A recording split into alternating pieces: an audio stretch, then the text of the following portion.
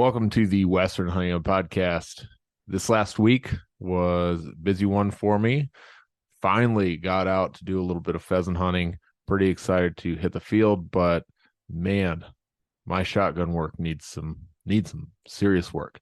Thanks for my buddy Jason for inviting me out and getting to hunt a pretty sweet little piece of property with lots of birds on it. But these late season birds are wild and crazy and don't hold tight. So that was the problem, was trying to get on these birds.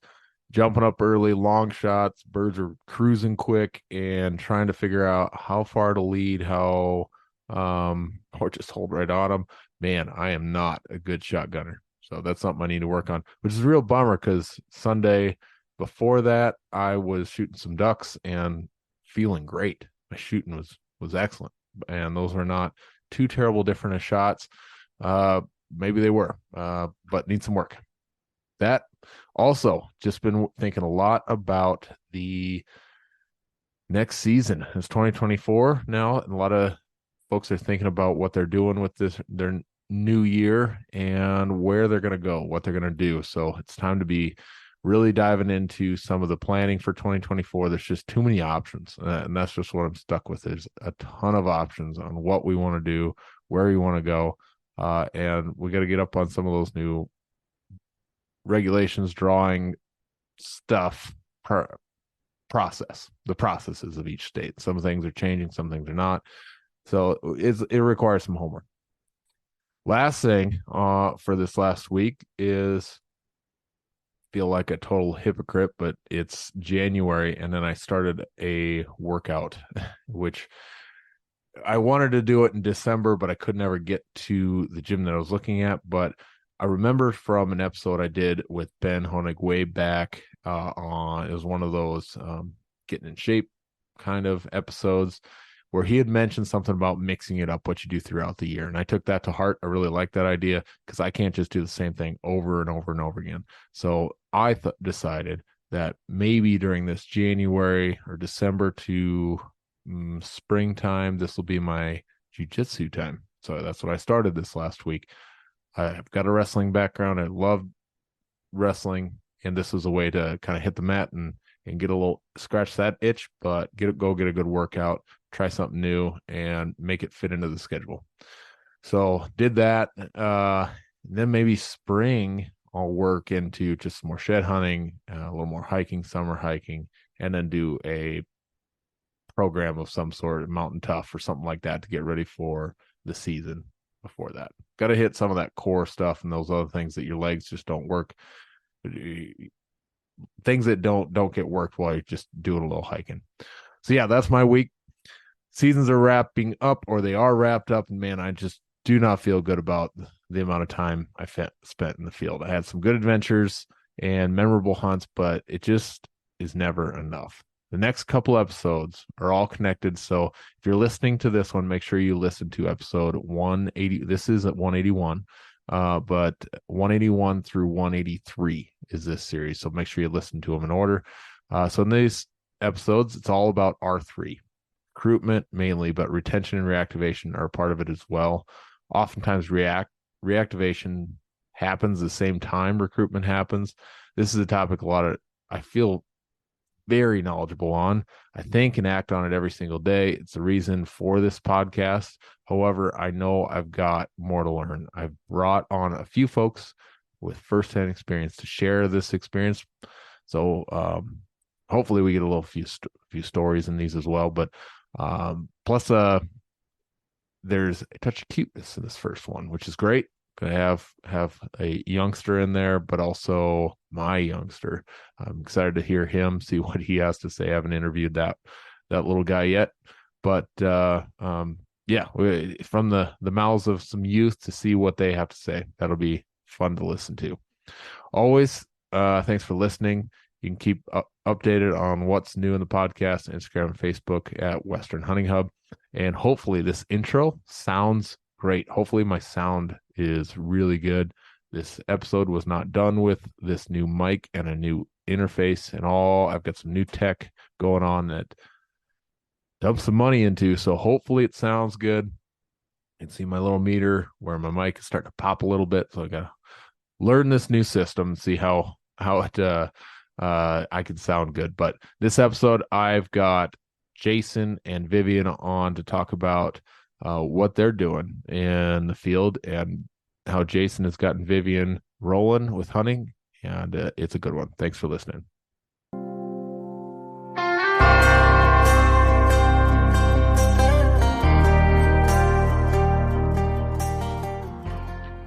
Recording in progress. I saw our eyes light up. That was great. All right, we are joined today with Vivian and Jason. Vivian, we need to hear a little bit about you. We know you're in Western Colorado, but how old are you? How long you been hunting? What grade you in? Tell me those things. I'm 12 years old. I've been hunting for 30 years and I'm in seventh grade. Seventh grade. Awesome. And Colorado, where were those? I mean, 12 years old is that area of time where you're able to really be basically an adult hunter or join in with the same exact things everybody else can do. But in the previous years, before you were 12, where did you get to go hunting? Um, I went to New Mexico and yeah, I went to New Mexico 3 times. Oh, yeah, because so New Mexico's got some great things for youth then. Because if that was Yeah. 10 or 9, 10, 11 or so, or 10, 11, 12, whatever that ended up being. 10, 11, 12. Yeah. Or 10 and 11, actually. Yeah. And we're seeing this. And then 12 years old. We're seeing this across the West, opportunities for youngsters under 12, just opportunities expanded greatly. We see that in South Dakota here. As long as you can carry the gun and pull the trigger, you can hunt. There's no age restriction for a doe tag. And Utah, what's Utah got? I know you guys do a fair bit of applying there. Utah's 12. That's 12. Utah's 12. Arizona, I think, is 12. No, it's 10. But very difficult to get tags there, obviously, in Arizona. Nevada has some, but the thing about Arizona is they charge like her deer tag this year for Arizona was $25 as a non-resident youth. That's awesome. All right, so a big deal there. She did draw a tag there this year. Nevada has a cheap youth tag. It's $5, I think, is their hunting license, and then their applications. Kansas doesn't restrict age, I don't think. New Mexico doesn't restrict age. So there's quite a bit of opportunity out there for youth, and then a lot of those states also have tags that are specifically in the draw for youth. And that's, I think, every tag that Vivian's actually drawn has been a youth specific tag. Oh, so awesome. That reminds me, I was gonna do an episode on just the youth opportunities.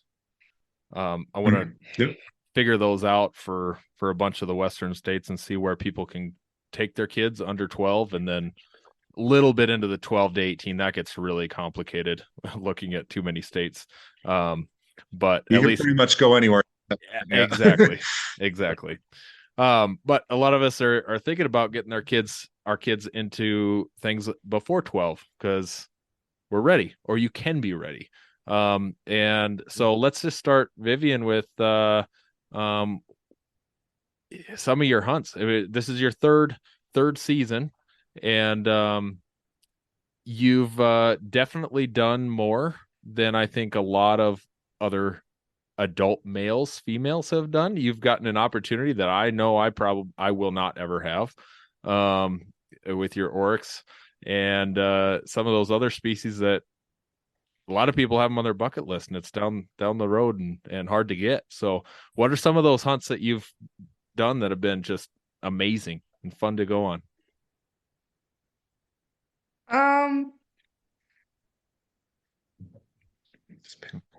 In New Mexico, what'd you do? I mean, the Elkhart was really fun with the hiking, but it was fun when I shot the elk. And the Coos Whitetail wasn't really fun because it was like 4 days. Yeah. But when I shot the deer, it was fun. Yeah. You got a So nice one too. You got a Yeah. pretty nice one. So yeah, Coos Whitetail, you got a sweet bull. It was 5 point, right? Just a heavy yeah. 5 point. And then your oryx. Tell me about your oryx. That was New Mexico. Remind me, was it the management hunt, the on the base or off the base Yeah. one? Yep. It was so every time we apply in New Mexico, there's a box you can check that says, well, I will participate in population management hunts in your application. And I always check that box. And that's how I got my oryx on Fort Bliss. And then Vivian got her oryx on what's called the Jornada Experimental Range. It's kind of a farming experiment out in the desert, just a big piece of land. And they need to cull the oryx so that they don't destroy their farming experiments. But it's on the west side. She actually shot her oryx on the White Sands Missile Range, but most of the hunting for the White Sands is on the east side of the mountains, and this is just the section that's on the west side. So they allow that section of hunting to be on the Jornada, but they allow us to hunt that west side of the Missile Range there in New Mexico. Yeah. But they called us in January, said, "Hey, we've got a tag available," and we drew Vivian's name. Do you want it? So, of course, we said, "Yeah." Made time for it and blasted down there. We call it a smash and grab. Yep. Yep. That So hunt it's is a usually 12-hour pretty quick. drive. And you hunt for about 6 or 8 hours, I think is all we hunted. She shot it early afternoon and we went and stayed in the hotel that night and went home the next morning. So it was a pretty quick trip. Yep. Yep. It was much needed You want to tell hotel them about stay. Viv, about that? I don't remember. So I don't remember it that well. okay. It was 6 hours. But yeah, we did stay in a hotel. So one thing that you want to do with kids, is make it a comfortable, fun hunt. You know, it wasn't particularly warm in the forecast for that week, so I figured that camping and then towing a camper there for 1 or 2 nights is not really worth it. So camping in a tent wouldn't have been real fun. So we just got a hotel for like 60 or $70 a night and ate out, had fun, just some daddy-daughter time there. And you had to meet out at the Jornada office at like 6 a.m. Yeah. So we made 5. sure we slept well It was during the 5 dark. a.m. And It was She re- 5. there were 4 hunting parties. Thanks for the correction there. I have a middle school. There were 4 hunting parties and there were 2 guides. So they split us into 2 groups and we were pretty chill about it, just wanted to go out and look and have a good time. But the guys that were with us, the other hunters, were pretty dead set on getting something, so we kind of let them go first. And they blew a couple chances actually right off the road. And so we just kind of continued to help them and glass, and they found a good group of oryx, and the guide sent them off toward that. And then he actually is like, after they left, he said, I think I need to monitor these guys a little bit. And you guys look like you're pretty competent. So I'm going to just tell you where to go. And he just told us some roads to drive that we hadn't been on and told us where the gates were for the missile range. And I think we got off the main road at one point about an hour or two after that and had a decent, probably a 30-inch oryx at 300 yards. And they know people are hunting. So you have about a minute to get set. We just couldn't get her set up. She's 11 and young hunter, and we just couldn't get her set up in time, and that one boogied, and so we just kept rolling and eventually happened onto one that didn't know we were there. It was about 600 yards out, walking across in front of us, and we got into a drainage and got to 150 yards.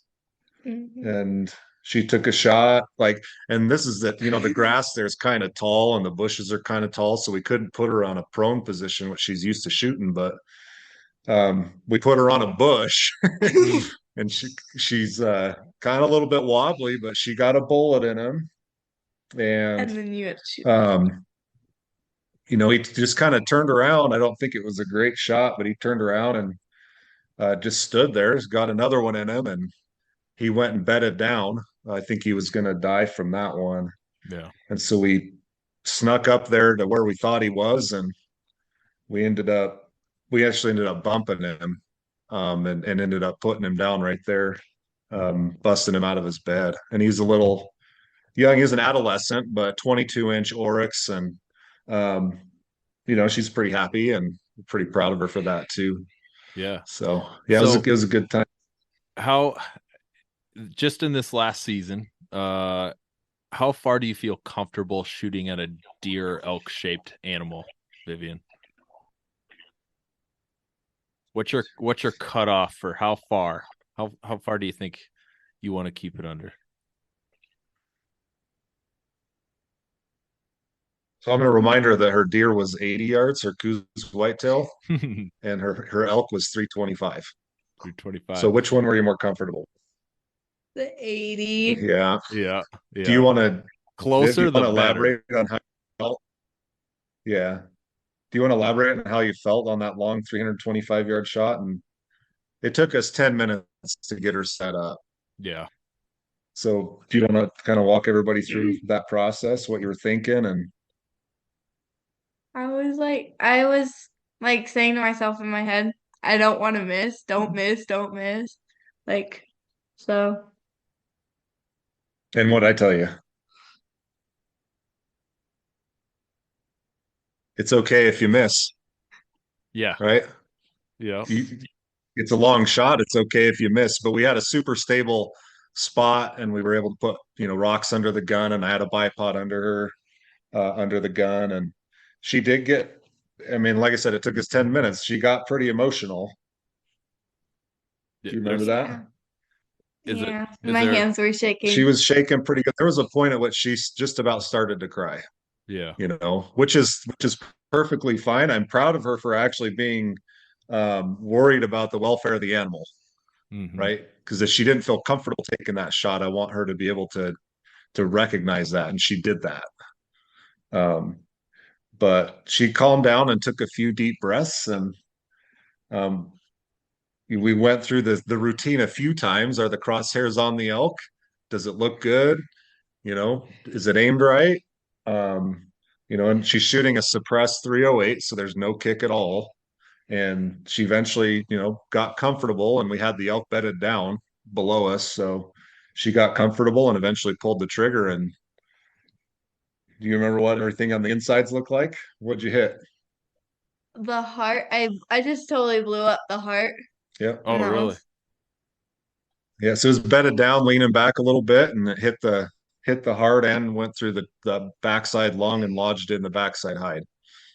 So the bullet did. So yeah, it was a great shot. Awesome. What kind of things have you done to prepare for taking a shot at an animal? What have you done to get ready?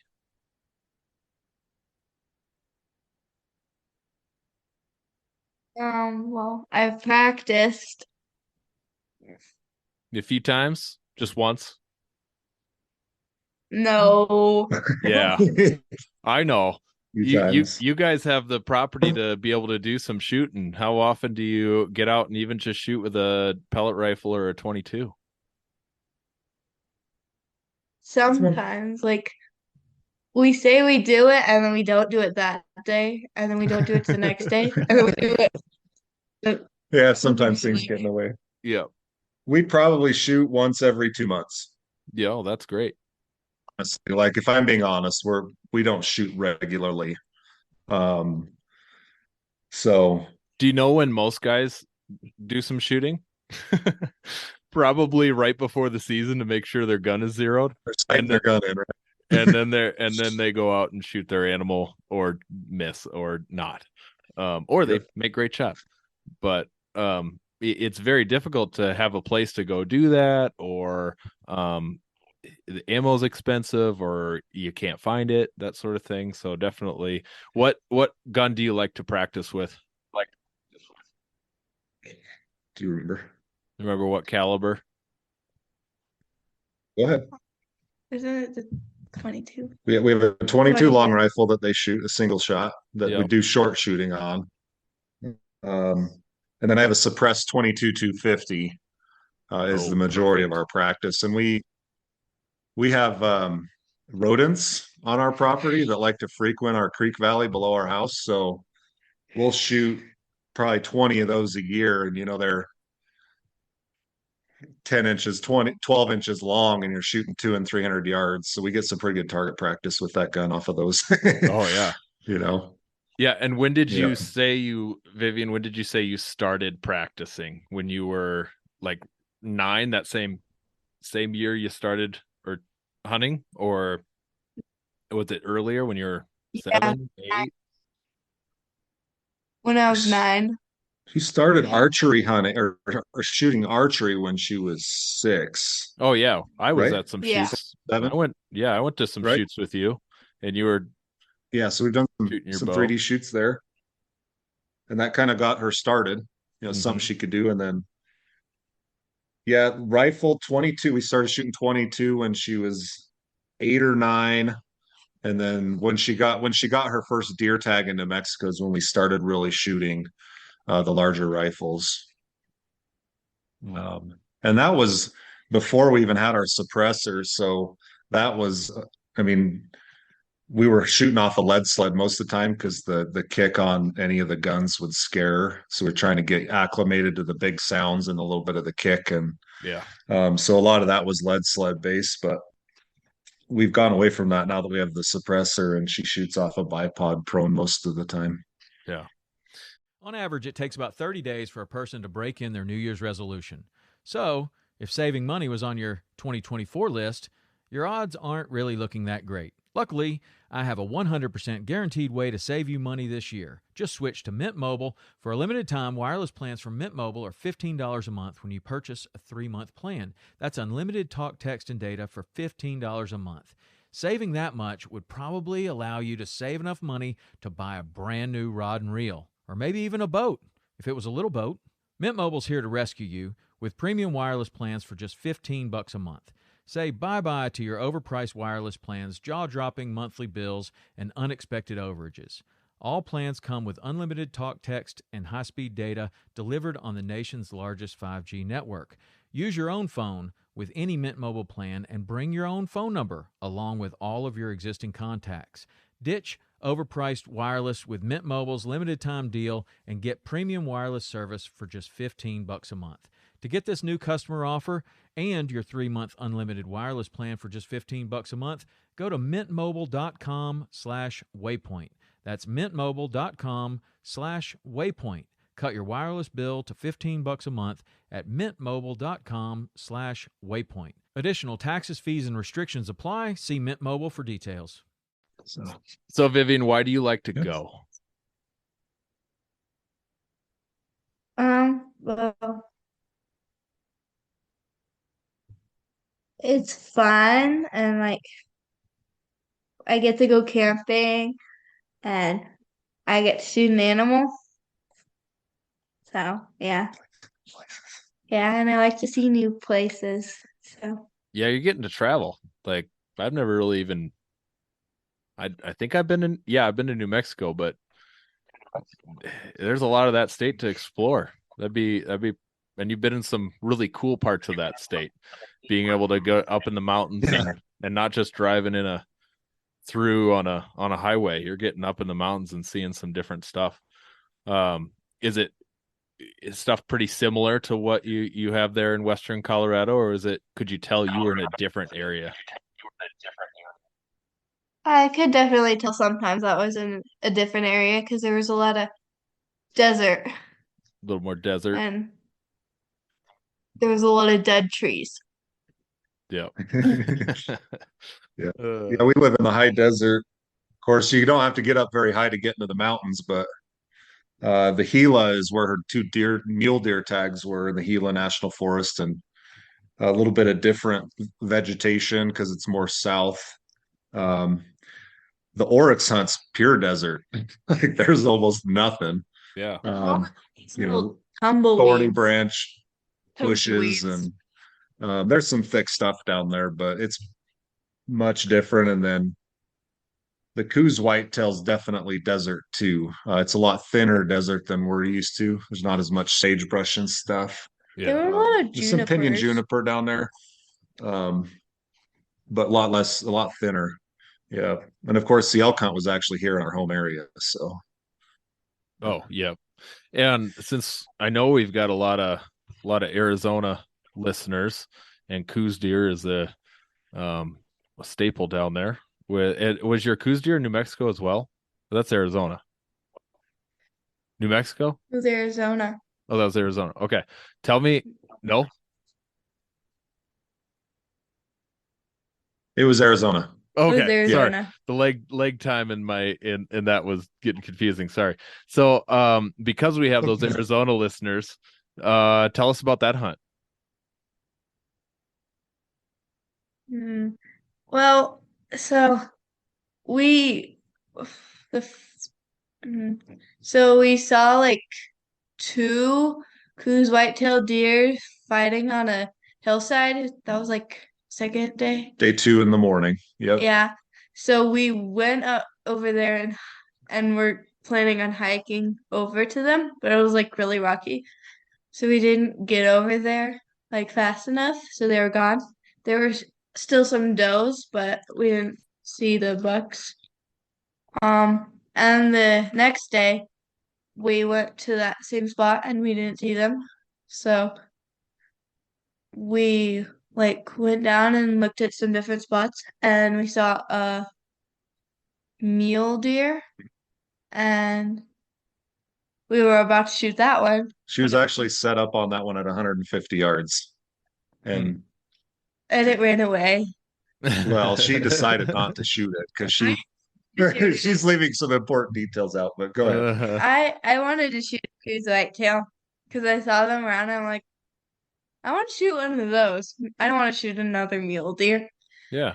So we You camped that night. we camped that night and the next day we drove around and we so we saw some Coos white-tailed does on a hillside.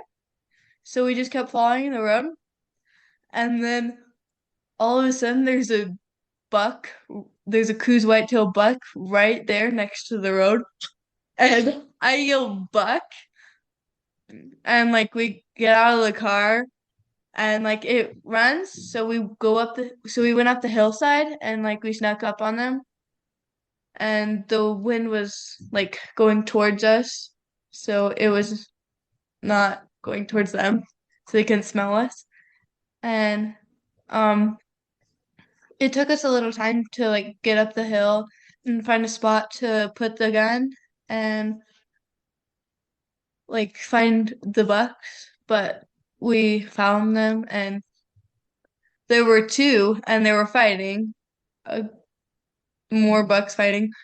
And we I shot one of them and the other one ran up the hillside and so yeah, that's it. Yeah. That's awesome.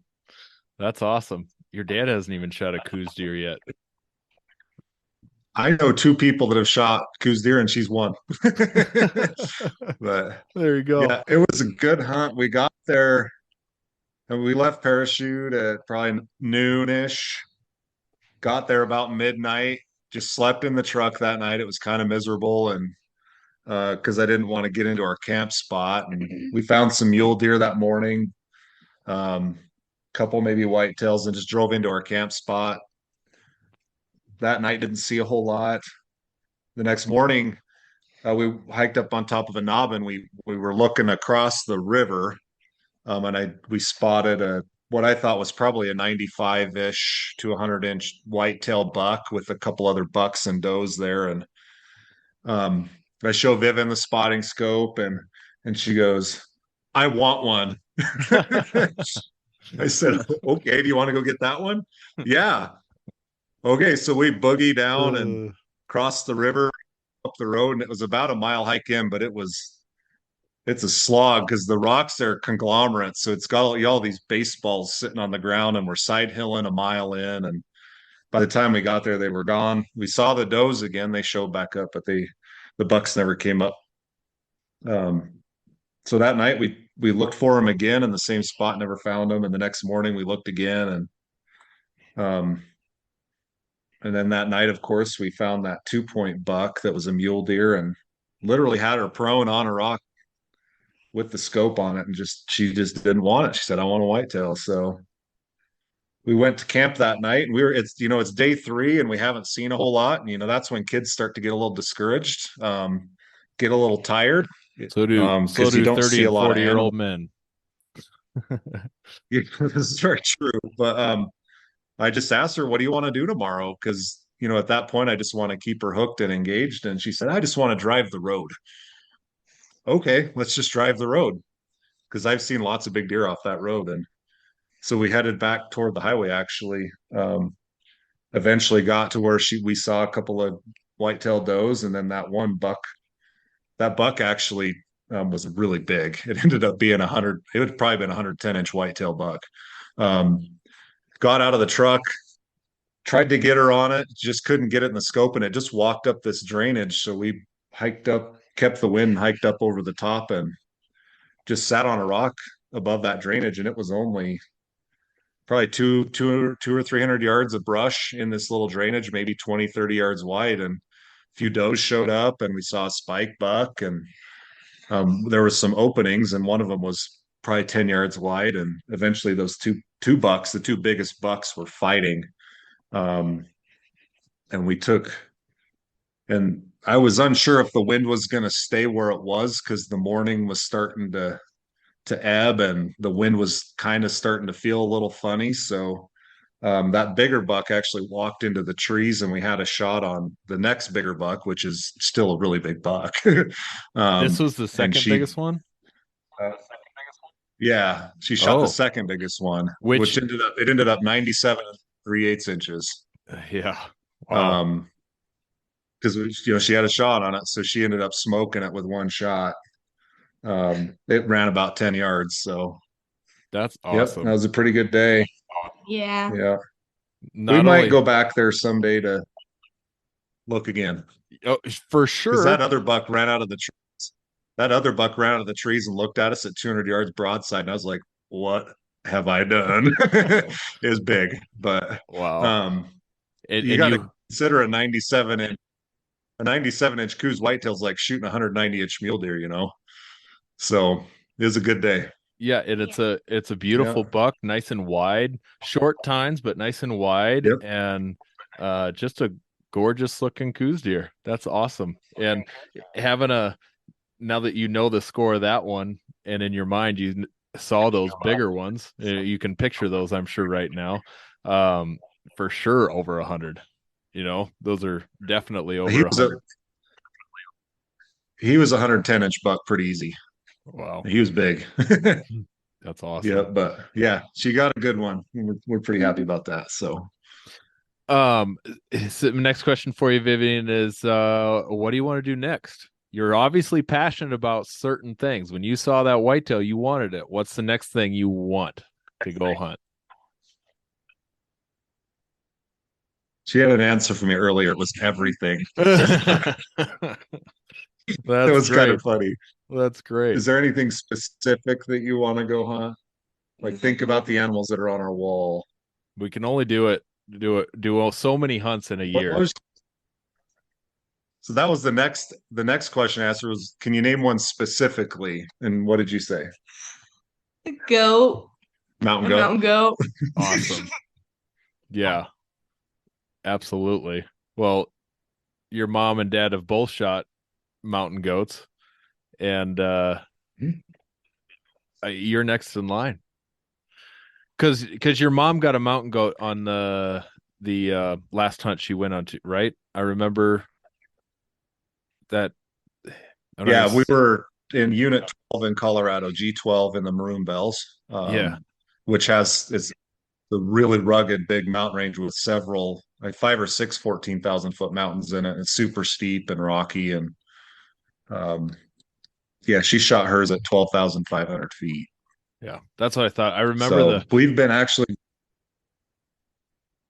I remember the mileage you were telling me you guys were putting in and everything on that hunt, and Yeah, I couldn't. I recalled that more than I recalled the after if you actually shot one or not. But now I'm talking about it, I think about it. That's the one that rolled hundreds of feet down the hill. yeah, it did. Yeah, so I think between scouting and hunting, we did 75 miles and 45,000 feet of elevation change.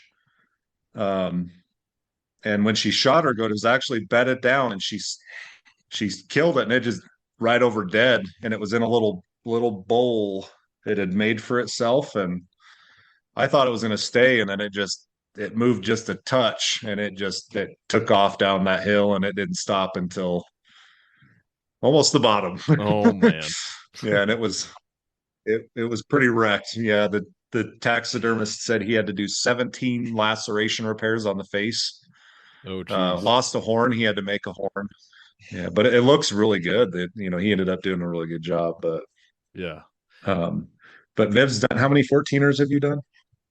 Uh, 4, 5, 3, 4, 5, so 4. 4. She's done. So we've had the kids climbing 14ers the last couple summers. She's done 4 now, I think is what we're at. Yeah. So So we're that getting part her ready for that. that part doesn't scare you or make you nervous at all. If you're doing the 14ers, then carrying a little extra weight and a gun's no big deal. That's awesome. You'll find your goat lower than 14. Hopefully. Yeah. Now you got to just draw This one. goat we saw in the biggest goat we saw in my wife's hunt was at the top of Capitol Peak. It's 14,200 feet. There's a reason why that big boy's up there. So last question for you, Vivian, is, I mean, you're sounds like you're getting addicted to this.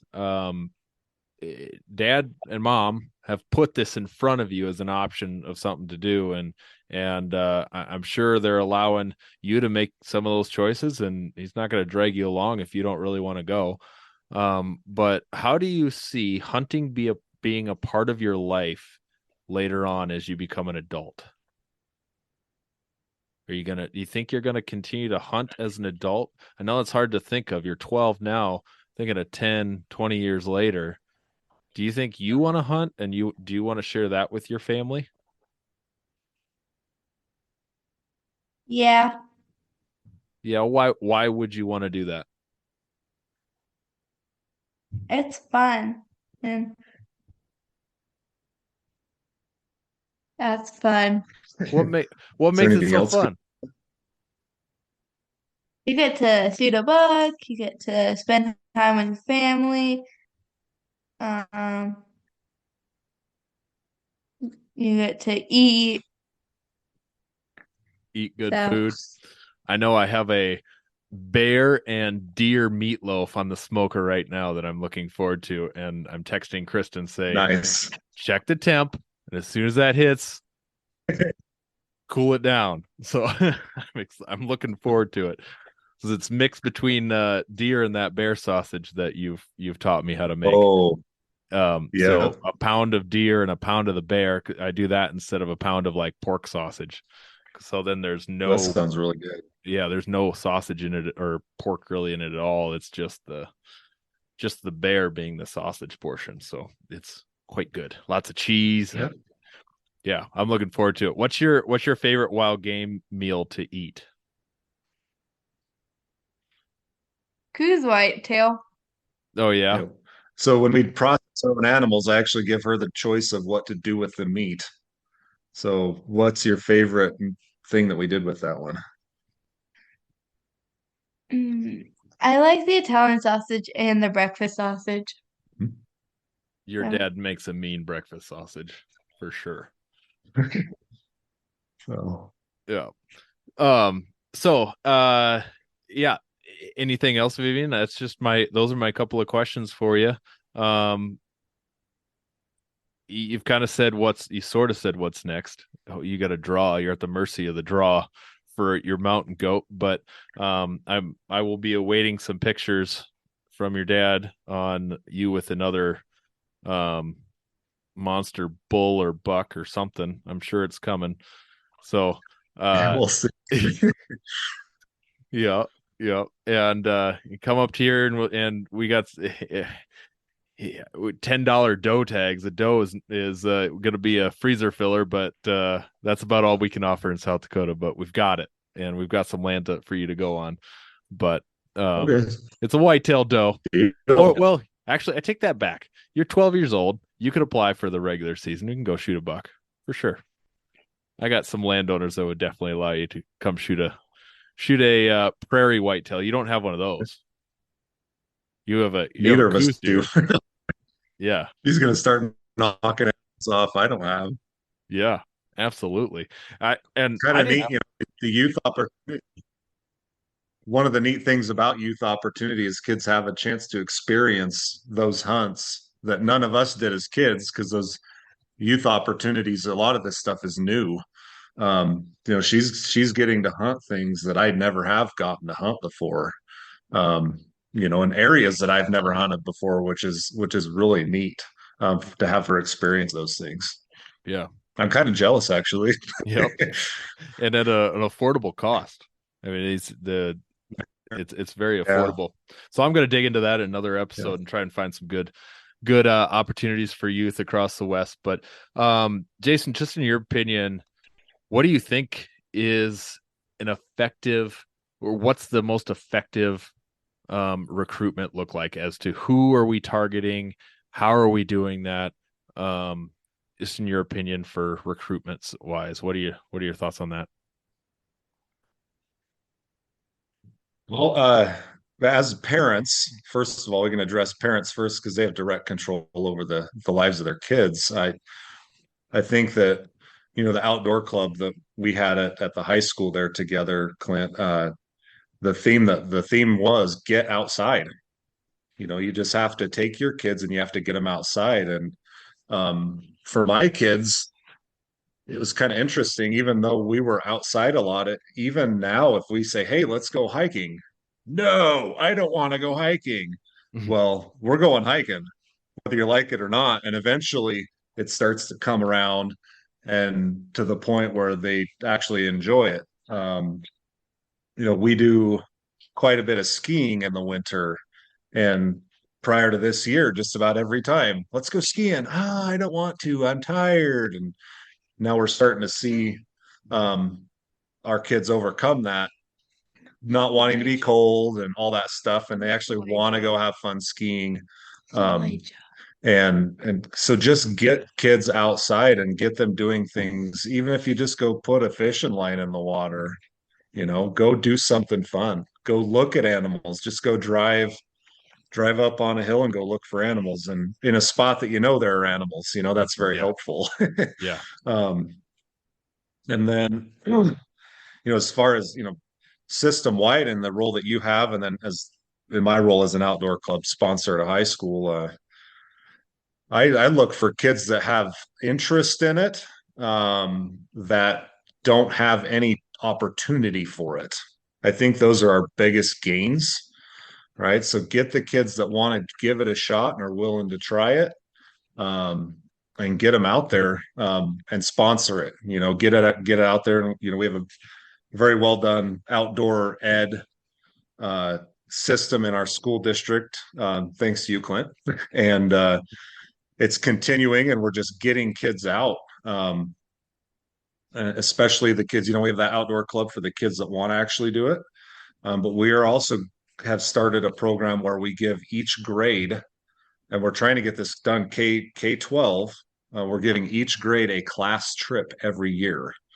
Awesome. So we've taken the freshmen at our high school to Hanging Lake each of the last 2 years. Next year, we're planning on taking the sophomores. We're adding a sophomores rafting trip. I know that the fifth graders go snowshoeing every year. Like, we're trying to build those activities in so everybody has an option. But at the same time, having those smaller clubs where you can get a little bit more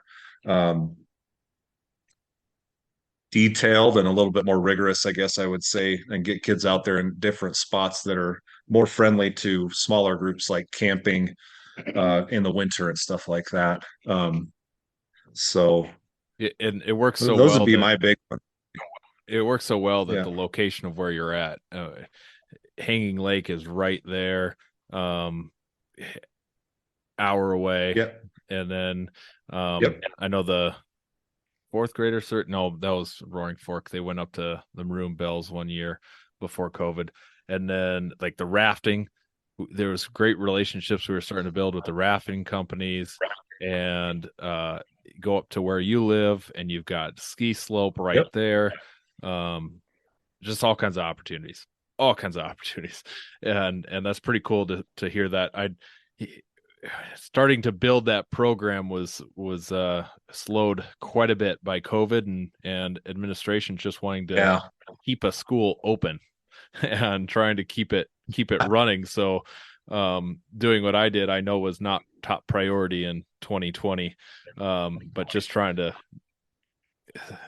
maintain was and sort of keep heads above water is what I know we were trying to do. But I'm glad that that's seeing some recovery and getting some growth in that, because put a lot of energy into that, and run by a different person. I know that's going to look a little different because different ideas, passions, look like things like that, but it still comes down to the same thing: getting kids outside and getting those experiences. So that's great. What besides getting out and just getting your kids out and that exposure over and over again, what other strategies have you done with Elijah and Vivian to kind of pique some of that interest or get them started right? Like, when did you put a gun in their hands for the first time, and those sorts of things? Well, like I said, we've always hiking is really where we started them, because it's easy just to go hike for a half a mile or a mile, and when they get tired, um, you always say, okay, when we get to the end, we do a Tootsie Pop at the top, right? That's one of my strategies. So anytime we're climbing a mountain, when we get to the top, you get a Tootsie Pop, and that, as little of a thing as that is, and as funny as it sounds, it kind of keeps them going. Yeah. And then the other thing that we do is I always keep the Wilderness Athlete Supermans handy.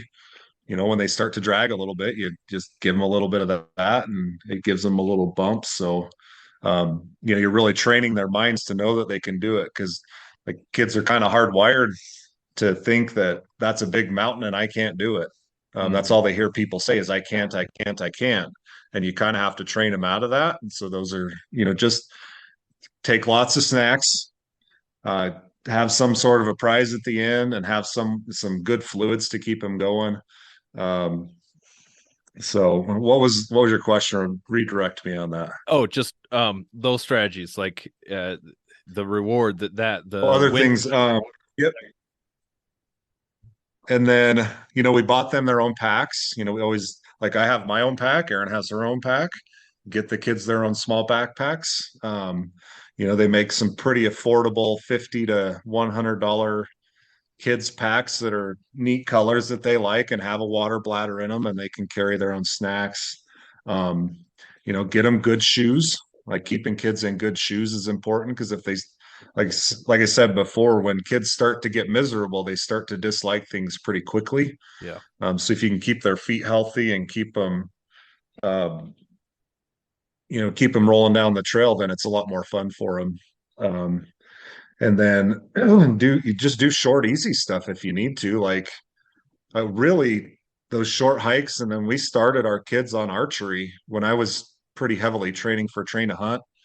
My kid Vivian actually did a couple of Train to Hunts herself, and so did my wife. And so the visibility of the kids seeing those things that we enjoy doing, and seeing success in those things, and then we get them their own little bows, and as soon as they're ready, we upgraded them, and we shoot here at the house quite a bit. And then we take them to those fun camping trips where we go to a 3D shoot. And so just find things that your family enjoys doing, have ways to make it enjoyable, right? Those are the kind of the big two things. Yeah. I've been enjoying little successes as we're out. Like we haven't been home for a week, and so we got home and we could just see that the deer bedded in our yard. We could see the turkeys walk through, and so Ty goes out and, Yeah. Dad, look, come over here, look. And he's pointing out, there's sign everywhere, but the thing he's pointing out is the poop. It's like, there's deer poop right here. It's like, Yep. you got it, buddy. And it's just the being I guess my title is a naturalist at work. That's what I do but being a naturalist with our kids to see, as we're walking around, what is that? What is this thing? What is that thing? Because I know in a lot of books that they read, you learn about African animals, you learn about whales, you learn about things that are so far away, and a lot of kids don't get to learn about the things that are right here in our backyard, where they can't identify a pheasant or you can't identify a grouse, and it's here. But yet my 5-year-old was talking about God, what's that little hard-shelled thing that started the pandemic? The pangolin. He was talking about a pangolin today. I don't even know what that is. Oh yeah, it's like a Asian armadillo is what it is. But he's talking about, he's talking about that thing, and it's like, well, you learned that on Wildcrats, I guess, somewhere. And somewhere, yeah, we did that too. Yeah. Hey, I've seen a couple of mistakes on that show where they're pointing out the wrong species. They pulled a largemouth bass out of the water and they called it a smallmouth. It was like, Ty, they don't know everything. They need to get their species accuracy right. They're getting a couple things wrong. But yeah, just being a naturalist with the kids and getting them excited about what's this and that. Because if you can't find the animals, then at least you can see the sign and see, look, there's a rub. We've been pointing out rubs and scrapes and all those kinds of things all over the place. But yeah, yep, that's a good time. Yeah, and I'd say as an added bonus, getting kids out on stuff like this. If we're out hunting and we do harvest an animal, the educational aspect of this, from my perspective, as both a parent and a teacher, is really big. Like, I can take her out. I think on her Coues deer hunt, we left at noon on a Friday. She missed half a day of school. She missed, let's see, Saturday, Sunday, Monday, Tuesday. She shot the deer, so she missed school Tuesday. We got back Wednesday morning. She missed school that day, so we could clean up and process the deer. So she missed 2.5 days of school for that hunt, but she learned about the Arizona desert environment. There was a river running through there. That's crazy to think that there's a desert out there, that there's a river running through. Learned out about a new species of deer. We saw there's bighorn sheep out there. We saw tracks for those. Learned about a bunch of new plant life. And then, when you cut an animal up, there's the anatomy lessons that come in that.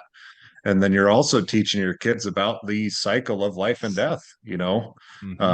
There's new birth, and then things live their life, and then when they mature, they can die. And provide, at this point, taking a mature older buck is a good thing, because that buck has lived its life, it's spread its genes on, and now it's getting past its breeding life. It's a good time to take it.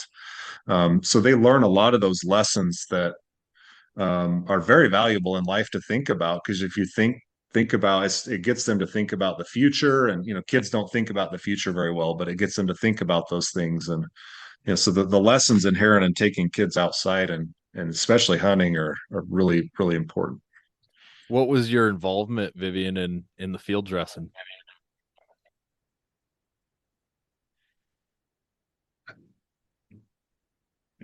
Well, pulling the hide back, I guess. Yeah, she's been a holder most of the animals so far, but I've handed her the knife a couple of times now. Yeah. So we're starting to get into the point where she's going to start cutting on the animals, and doing she does some of the processing too with me as well. So, well, that's great. When you're out in the woods, it's hard for me to hand a surgical steel scalpel to a 12-year-old, because I don't want her to cut herself when we're 2 hours from the closest medical care. Yeah. But Yep. Absolutely. yeah, we're starting to ramp that in. She's seen me do it enough times now that we're definitely increasing that Yep. involvement. No, I think that's one that She definitely knows how heavy she definitely knows how heavy a rear quarter on an elk is now. Hard to hold up That's for a great. while, aren't they?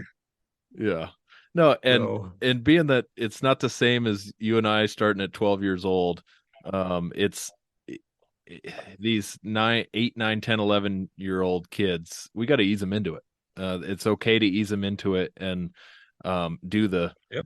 do some of that or all the field dressing for the most part, because it takes a little bit of practice to know how to wield a knife safely and use that. And like you said, that's a huge safety thing, so that's important. But my last thing that I was asking in that last question too, I wanted to hear about getting a gun in the hands of your kids. When have you started doing that? like I said, they started shooting archery when they were about 6. And that's again very guided. I'm helping them hold the bow, I'm helping them pull it back, all that stuff. And then Elijah is my son is a lot more attuned to shooting the gun. He likes it more than Vivian does. So he actually started the same year she did, but he's 3 years younger. Hmm. So she started probably shooting when she was 8 or 9. Um, so he started when he was 5 or 6, just because he showed interest. I bought them a Cricket single shot bolt action 22, and every time we go out, we run through the rules of gun safety.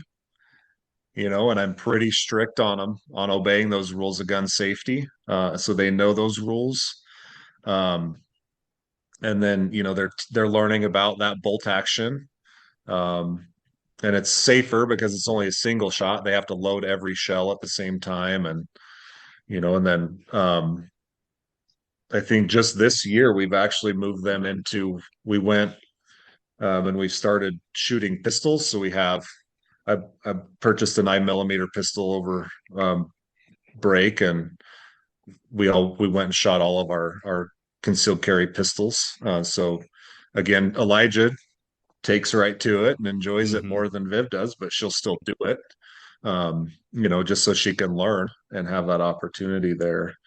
And then just increasing that, and starting, like, if you can start with a 22 that has no recoil, and then maybe move into maybe a 22 Magnum, and then move into, just kind of bump it up a little bit when the kids are ready.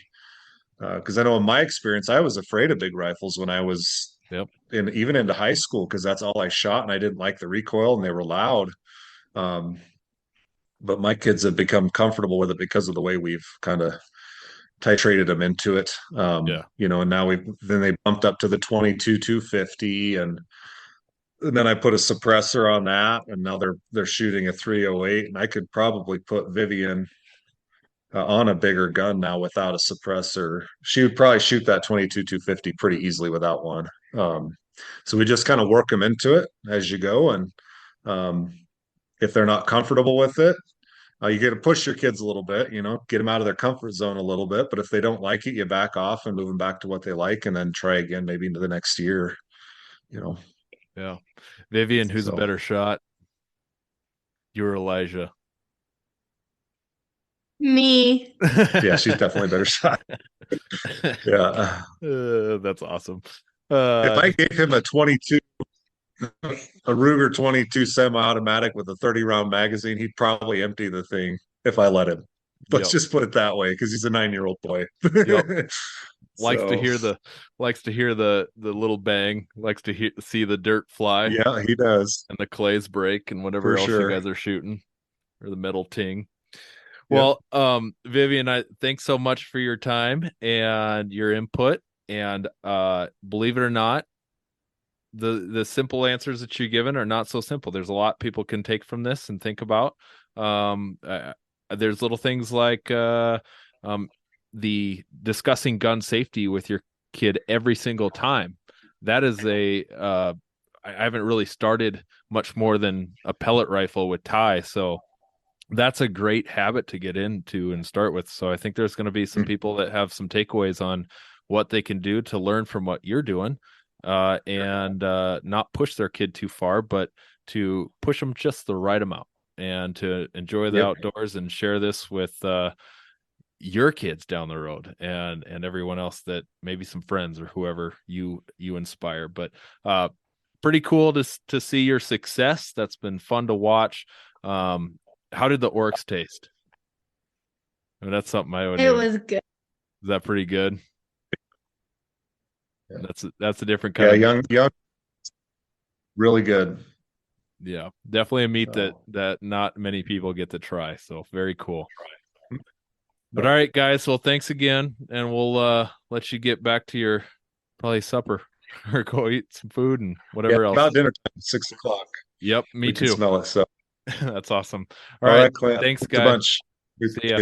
Yep. Bye. Bye. To the land, but it ain't my ground. This is God's country.